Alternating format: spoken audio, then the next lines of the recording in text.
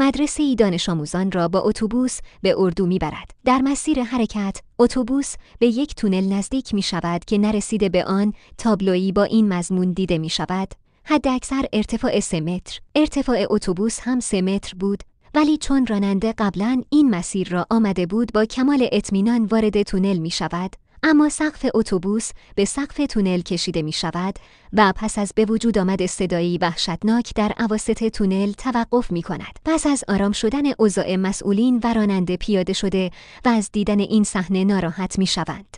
پس از بررسی اوضاع مشخص می شود که یک لایه آسفالت جدید روی جاده کشیده اند که باعث این اتفاق شده و همه به فکر چاره افتادند. یکی به کندن آسفالت و دیگری به بوکسل کردن با ماشین سنگین دیگر و غیره. اما هیچ کدام چاره‌ساز نبود تا اینکه پسر بچه‌ای از اتوبوس پیاده شد و گفت: راه حل این مشکل را من می‌دانم. یکی از مسئولین اردو